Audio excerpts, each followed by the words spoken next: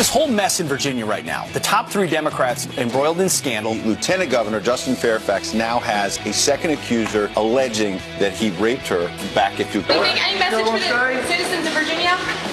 We'll have our say confident in truth. A lot of the voters of Virginia are still in kind of a state of shell shock. They're stunned. Democrats set an impossible standard. Whether it's sexual assault allegations or blackface is automatically assumed to be racism. Democrats seemingly on their own witch hunt, sparring with the acting attorney general about his supervision of the Mueller probe. Who are you?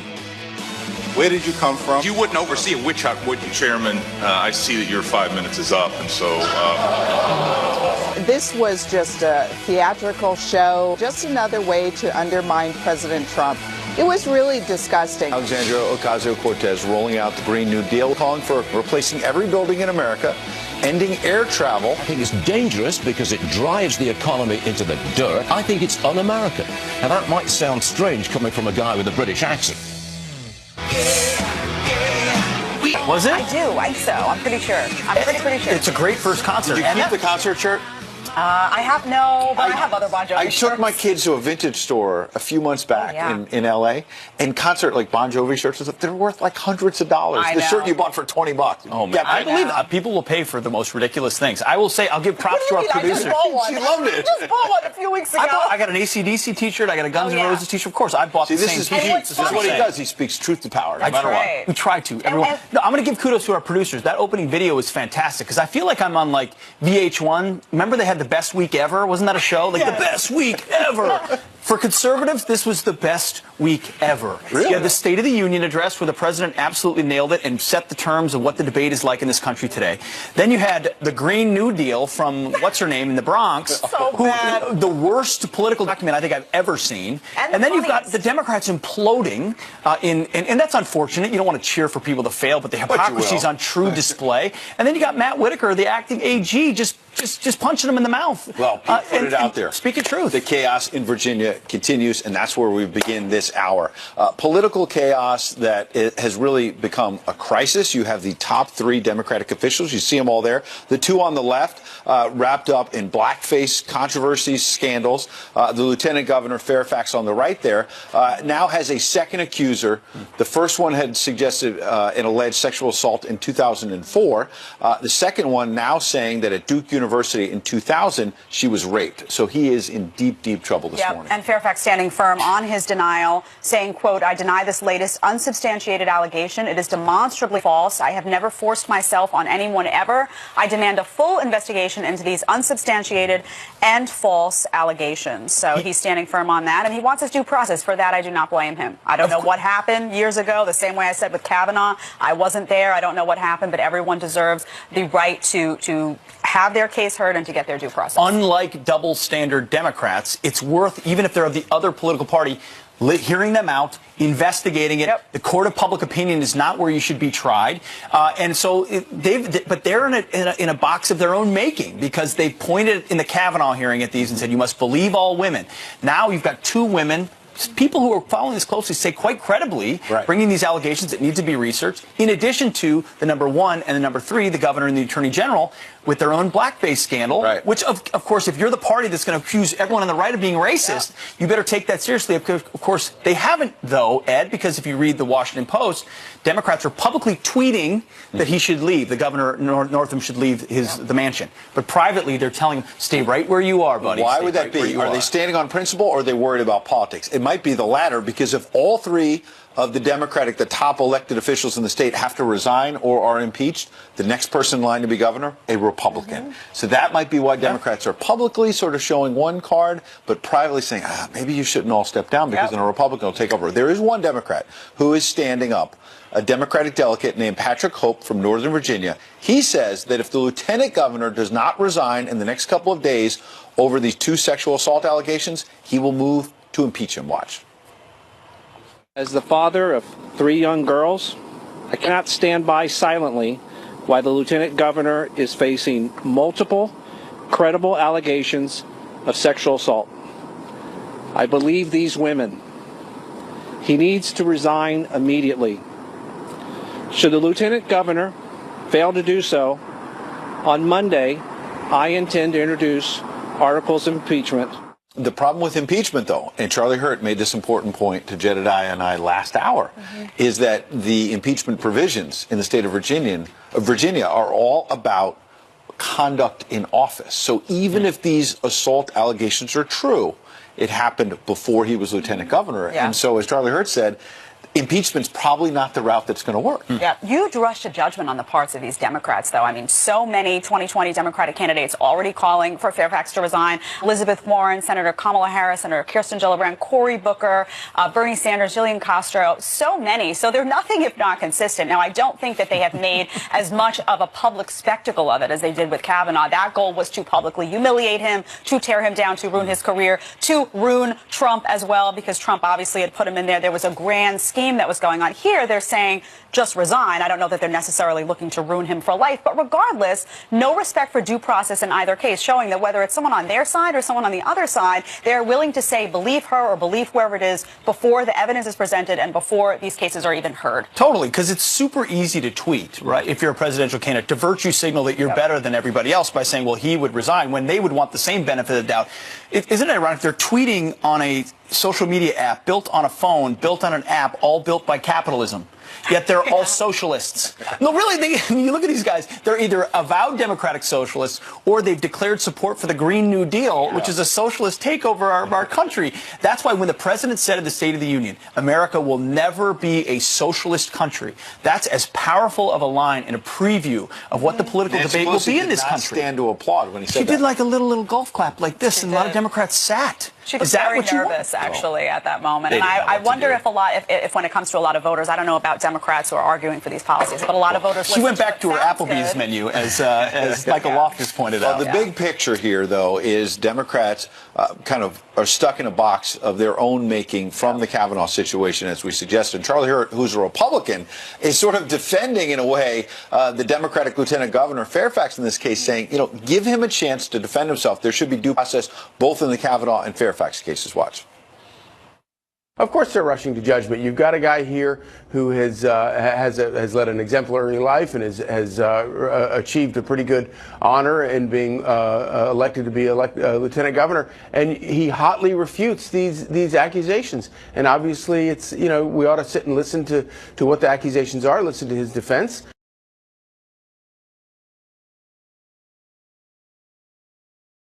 But there's no time for that among these Democrats. You know, and I'll give Pete credit, because last weekend when the allegations first surfaced about Ralph Northam, even though you're a Republican, said he's a Democrat. He served his country. He went to VMI. He served in the U.S. military.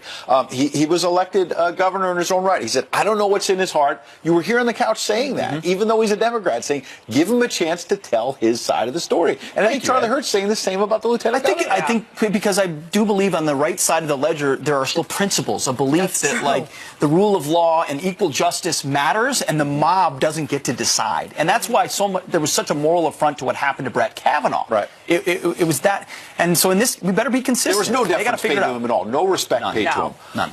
Not by Hollywood, not by the media, not by anyone. It was really insane. Speaking of no respect, there was a hearing yesterday, wall to wall. If you caught it on this channel, it was great TV. Pop the popcorn and watch it. Democrats tried to go after the acting Attorney General, Matt Whitaker, on his treatment of the Mueller probe. He had all the answers they didn't want to hear, and it led to a lot of fireworks. Watch this montage. You wouldn't oversee a witch hunt, would you? You'd stop a witch hunt, wouldn't you? You can spin the Constitution all you want. As you sit here today, you just have to answer. If you want to ask the chairman for time of your own, you can do it. This is my time. How the heck did you become the head of the Department of Justice? I need to have my time restored so that you can behave appropriately. Have you ever been asked to approve any request or action to be taken by the special counsel? Mr. Chairman, I see that your 5 minutes is up, and so I'm here voluntarily.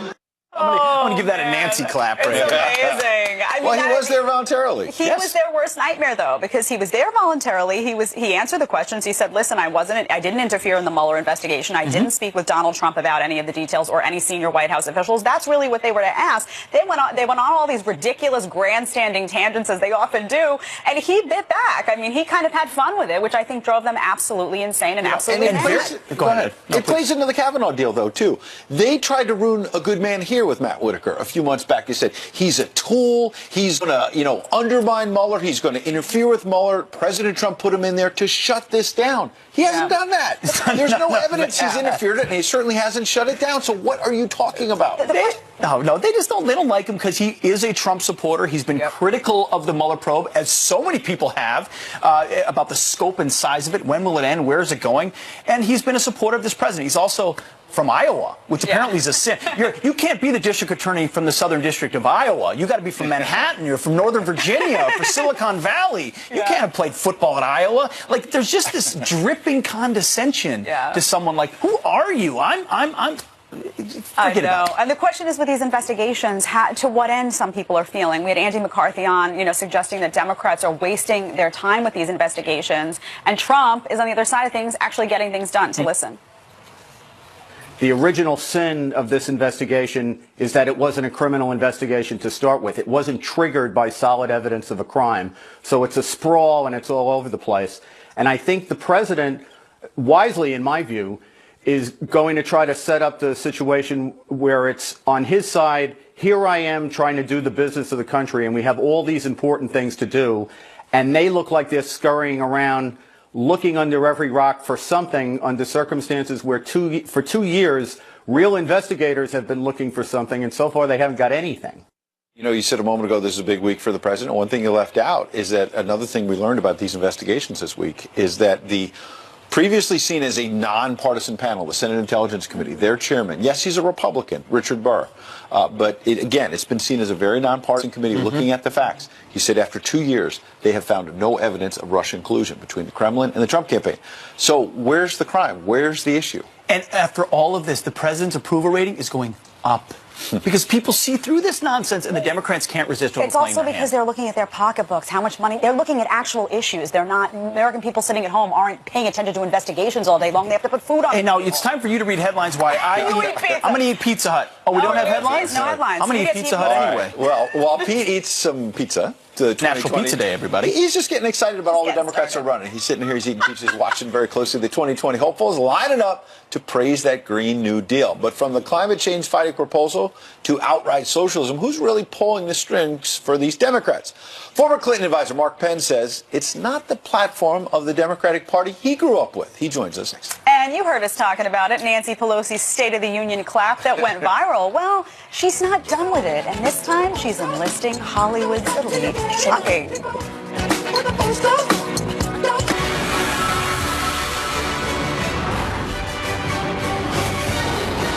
Our planet is in peril, and we need to be bold. One of the reasons why I signed on to the resolution and co-sponsored the resolution for the Green New Deal.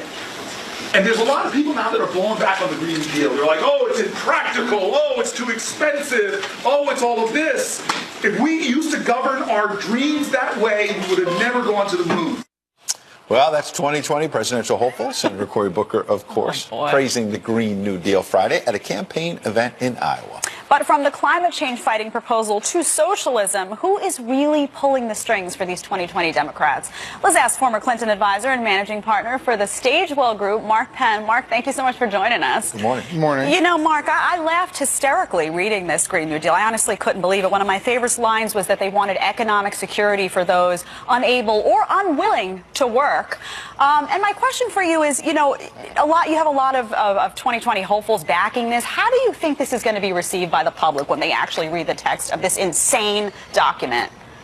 Well, I've called it a little bit more of a red deal than a green deal. I mean, in essence, if you read it very carefully, first there are trillions and trillions of dollars of impossible programs, and then we'll only be decided by people from certain communities along with workers, and then there will be a guaranteed income and economic equality for even those unwilling to work. It is not a serious proposal for our planet, and it's really unfortunate that this political season is starting out with something that can be so easily poked fun at, that is unrealistic, that is not even remotely close to the moonshot that involved the technological mobilization of America to do something, truly incredible. This would not be incredible. This would ruin America. It wouldn't make America greener. Wow. So that's strong words from a Democrat like yourself, Mark. And I wonder, do you fear that your party will be split by this, that there'll be more moderate Democrats like yourself who will say, look, climate change is real. We've got to deal with it. Let's come up with a sensible plan, a common sense plan, not pie in the sky that's going to mean big time taxes that might ruin the economy. Well, look, we're going to have a primary process, and I think some candidates are falling all over themselves to try to get a share of the vote way over on the left, younger voters, less informed voters. But I think once people are informed about this, I think once other candidates take a stand that, hey, I'm for doing something about climate change, but I don't think this plan is a serious plan. Let me tell you what we should do.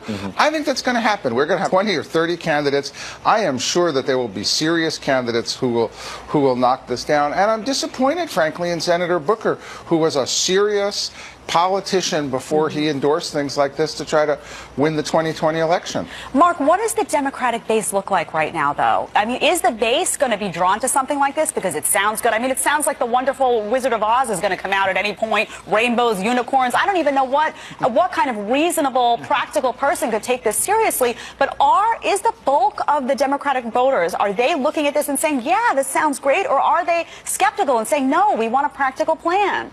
I think they don't know. I think this is a bumper sticker, and until a serious examination, and as you said, anybody who actually reads it comes away going shaking their head about the trillions of things, about the cows, about no airplane travel. Right, I'm taking Amtrak to California after the show. Not happening. Okay, we know that. So this is going to come out. It's going to be exploded, and I think it's a disappointment that this is the way Democrats are putting the party forward first. But I don't think that's how it's going to end up.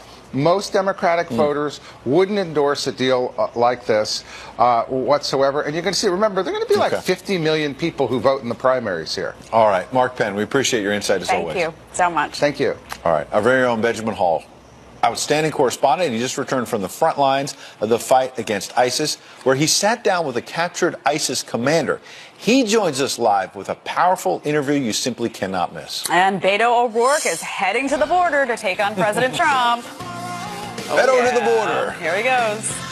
It's a Pete Hegseth edition. Michael Bloomberg to decide on a 2020 run in the next few weeks. The former New York City mayor telling the AP he'll make an announcement at the end of February. Bloomberg also shot down reports that he would not run if Joe Biden enters the race. So a little intrigue there. Another potential Democratic 2020 candidate is joining a rally in Texas opposing President Trump's appearance at the border. Robert Francis Beto O'Rourke will speak at the El Paso event Monday, the same time as the president will be taking the stage. The former congressman is planning to tell rallygoers about, quote unquote, the reality of the border. That's according to him. Pete? Bob is going to the border, Ed. Bob at the border. All right. The U.S.-led coalition zeroing in on the last of the territory held by ISIS in Syria. Fox News foreign correspondent Benjamin Hall just returned from the front lines, where he sat down with a captured ISIS fighter and discussed the future of that terror group. Listen. Yeah, I take my responsibility. If I didn't got caught, I told you I would have been there dying right now. I'm not apologetic to something I believe in. Do you see them preparing maybe for an insurgency as they towards the end when they knew they were going to lose? No, I think they overestimated. And he told me, no, one day before we underestimated them, and we're not going to take a chance. Wow. Here to discuss what's next in the fight, Fox News foreign correspondent Benjamin Hall. Thanks for being here. Great to have you on this side of the pond. You're on the ground seeing that. You talk to him, you talk to others. What is the reality on the ground of the fight against ISIS? Well, I would say, first of all, that speaking to a man like that, you realize that the problem here is the ideology. On the ground, the military have done their job. President Trump told them to take the gloves off, and they have done a remarkable job of doing so. ISIS now is just has an area the size of Central Park, 1,500 fighters left. That will soon be gone. But I spoke to that man, and he said to me that the beheadings, the mutilation, the stoning of women was all permitted by the Quran, and the things that ISIS had carried out like that were allowed. And so where we are now, the military defeat has taken place, the territorial defeat, but the ideology is still strong, and there are thousands of people like him in the area who will continue to cause problems. So let's say that 1,500 fighters that control an area the size of Central Park, let's say they're destroyed. That doesn't necessarily destroy the ideology. What's the next chapter of how you make sure ISIS never comes back? Right, and there are reports that say there are between 20 and 30,000 ISIS supporters and fighters still in the Iraqi-Syria area. ISIS will thrive again if there's destability. in the area. And the problem now is that the US saying that they're going to pull out means that that may well happen. If the Turks come from the north and the Iranian militias and the Assad regime comes from the south, you may well end up with conflict. And so what we're hearing the last couple of days is new reports that the US is reaching out to allies about a way to stabilize the region once they've gone. And it entails Australian, French and UK special forces maintaining a presence on the ground, perhaps with UN observers, but crucially with US air cover, possibly a US no-fly zone. And that would create a zone where the Kurds can continue to rule, much like in '91 when the US provided air cover in Iraq, and that turned out very well. Today, so you're saying, we've heard about the public headlines of the president wanting to remove all U.S. troops by April, potentially. We don't know if that's a firm deadline or not. You're saying some of our allies may make a commitment to be that buffer zone to prevent Iran and the Turks from coming in, all the while supporting our Kurdish allies who deserve some support. Yeah, absolutely. And some of the allies believe that it is the wrong decision by President Trump to put out, and think they're willing to step in to some degree to maintain stability in the region. How about Afghanistan, a neighbor there? We've got some new, the U.S. envoy to the Taliban spoke recently about a potential peace deal. We're going to play that sound to get you to react. We are in the early stages of a protracted process to end the long suffering of the Afghan people. A peace settlement, from our point of view, is the sooner is better. While we are hopeful that there may be a moment of opportunity, we have a long way to go. So even when I was in Afghanistan in 2011, 2012, it was clear the Taliban was ascendant. Now we're in peace talks, we're pulling out. Where do you see that whole country going? You know, 17 years the US has been there. President Trump absolutely right to say we have to look at all options on the table. So they're going down the peace process path. These are just initial talks. The US are speaking to the Taliban in Qatar, led by Ambassador Khalilzad, and what they want is a promise, a guarantee from the Taliban that they will not allow Afghanistan to be used by terrorists from which to launch attacks against the West. And they also want promises on women's rights and other educational freedoms. Can we trust promises from the Taliban? This is exactly the concern. Yeah. What can they offer us in return? What guarantee can they offer? What we're seeing on the ground, quite interestingly, is the US stepping up airstrikes in a big way, and we're seeing the Taliban stepping up their attacks. It's all part of trying to get leverage in these current peace talks. You're right. The big problem is how can we trust anything the Taliban says? Absolutely. The other problem is that the Taliban are not speaking to the Afghan government. They consider them a puppet government, and they're only speaking to the US. So obviously that needs to move forward. That's a problem too. Benjamin Hall, proud to have you on the Fox team. Great reporting. Come back and share it with us every time you're here, will you? I will do. All right, great stuff. All right, well, the socialist from the Bronx, who's actually from Westchester, has big ideas in her Green New Deal, from banning airplanes to cows. Next, a farmer gives everyone a reality check on why cows might need to stay put. Plus, Elizabeth Warren picks a community that's known as a pathway for illegal drugs to the Northeast as a backdrop for her 2020 announcement. Why is she celebrating there? Well, we'll answer that question. And it's time for a pizza party on National Pizza Day. We've been having one all morning. Who can make the best pie? I'm in for Pizza Hut. I have a feeling these folks are going to try to convince me otherwise. It's time to compete. Coming up. Mambo like a crazy.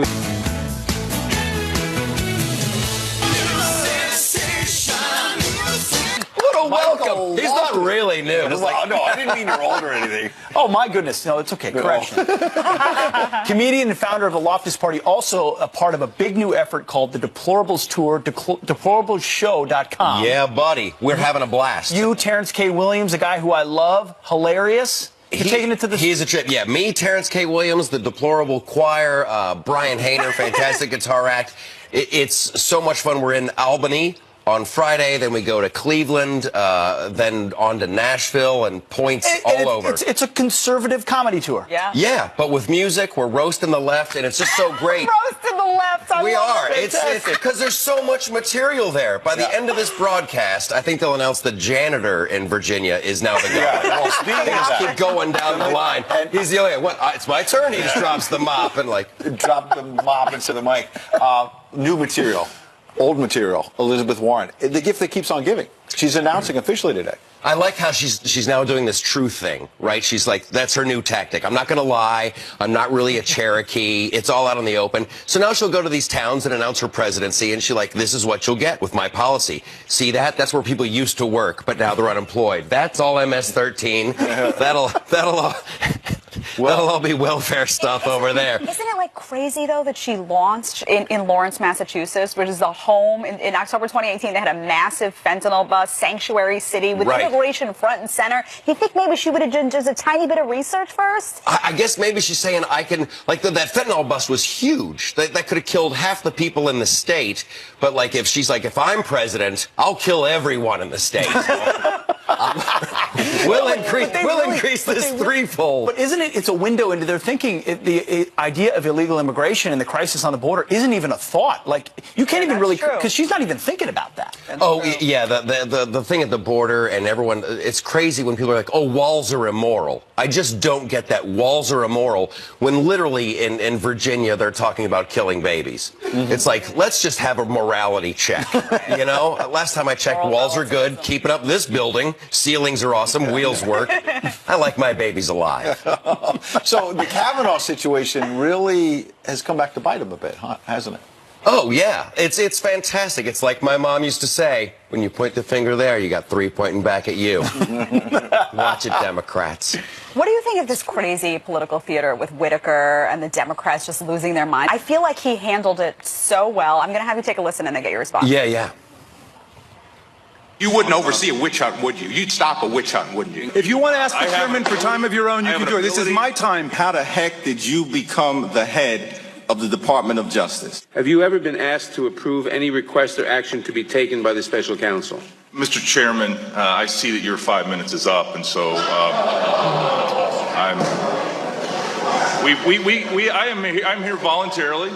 I feel like Whitaker was like their worst nightmare, though, right? The way he responded. I think he had the patience of Job, right? And if he wasn't bald before, they would all just flown out. The whole thing was like a Democratic, like they're shooting their commercials. I need one of me being heroic. You will answer the question. And he's like, yeah, whatever. True. How many more days does he have on the job? Is he sick, right? Like, what is he going to do? It's like asking the substitute teacher what's going to be on the final. Do they think they're going to bust him, like, right before he hits the door? He's like, you know what? Now I'll tell the truth. I was almost out of here, but you got me. You got me. How about this whole thing of, like, who are you? Like, I'm this important congressman. Who are you? How did you get that job? You're from Iowa. Yeah. Like, that's the mindset. It is. They're just trying to get under his skin, and they're not going to do it. The guy, he looks like the Thing from the Fantastic Four, right? Whitaker does, like, before he turns into the Rock Man. Like, yeah, they're not, he's unflappable. They're not going to startle that guy. So before you go to Albany, upstate, whatnot, you're on Long Island next couple of nights? Yeah, I did 2 shows last night at a club called Governors. A young man by the name of Brian Kilmeade came out. Did he really? Yeah, he's a good dude. He used to do comedy back in the day. Was he overserved or anything? No, he was not. I'm looking for tapes of Brian Kilmeade doing comedy. We will find They're them. out there somewhere, and I need to see it. We will find the deplorables. Oh, thanks. Yeah, come on out, Albany, and then Albany, Cleveland, Nashville, all points over. Deplorableshow.com. Michael Well Lawrence, done. my new Come by more often. Oh, I'd love to. All right. See you Anytime. soon. We're going to turn now to some headlines for you. House Democrats block a third attempt to protect newborns who survive abortions. Pro-life Republicans tried passing the measure. It would punish doctors who refuse care for babies born alive after an attempted abortion. GOP leaders say they will force a floor vote if Democrats continue to reject the legislation. Former Fleetwood Mac guitarist Lindsey Buckingham suffers vocal cord damage after emergency open heart surgery. His wife tweeting this photo, writing in part, while it is unclear if the damage is permanent, we are hopeful it is not. He looks forward to recovery and putting this behind him. Buckingham's performances are postponed until he makes a full recovery. Your heartfelt messages have been pouring in for our dear friend Bob Massey. The Property Man host passed away this week after a battle with cancer. Many of you want to know how to send condolences. Bob's family has asked that you donate in his name to 2 organizations that were very close to his heart. You can give to Building Homes for Heroes or the Nevada Childhood Cancer Foundation. We posted information for how to donate on foxandfriends.com. Bob was 67 years old. Yep. And those are your Fox headlines. Original, basically, we deeply miss him already. We're going to miss him Beloved for a long by time. so Bob Massey was many. a good man. Absolutely. Good man. It was. All It right. really was. Let's go out and talk to Rick and take a look at the weather. Hey guys, a lot going on, including huge snow out across the Pacific Northwest. Take a look at the maps. Let me show you what's going on. So you don't get this kind of snow in the West all that often. Blizzard warnings in effect across the higher elevations. in towards the Cascades, and avalanche. Watch for avalanches as well. But all that pink, that is winter storm warnings. Probably 2 to 3 feet of snow. I ran out here, guys. Whew. I'm out of breath. That's what happens when you run all the way through the building.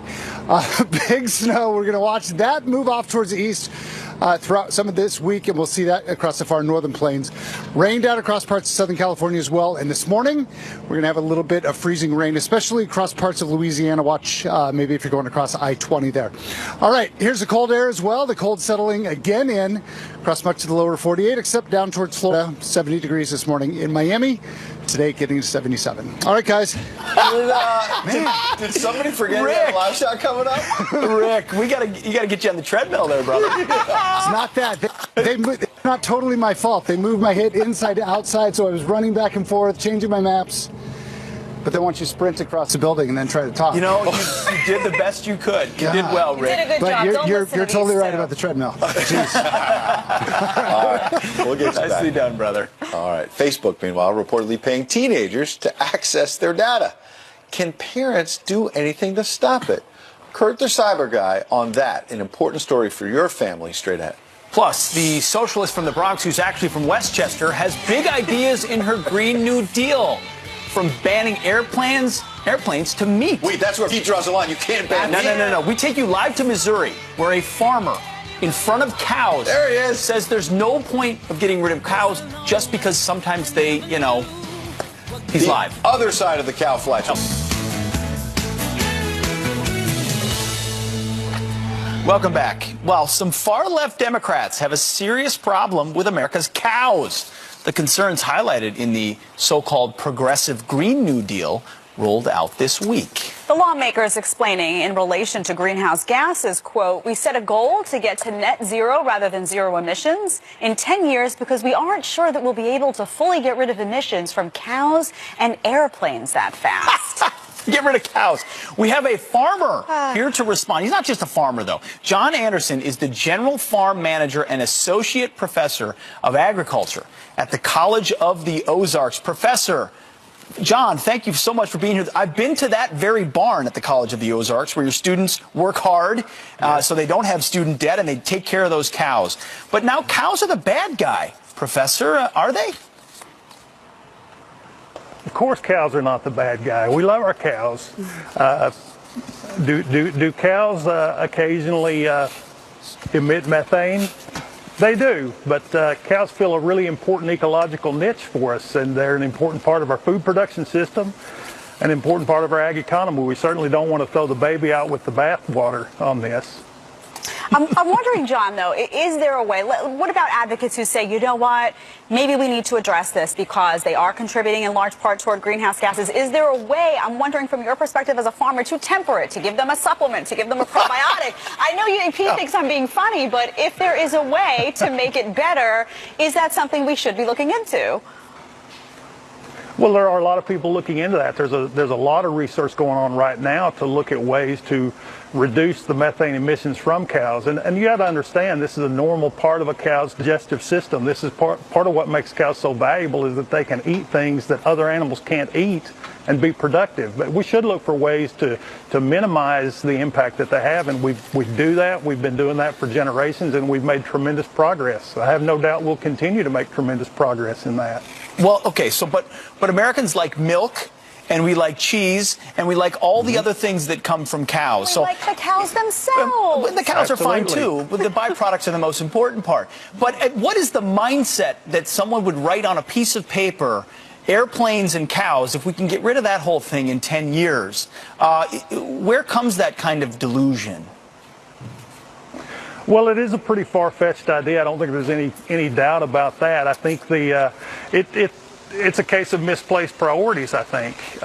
We are prioritizing a particular view of what makes sense environmentally, and I think that's debatable over the needs of our fellow people.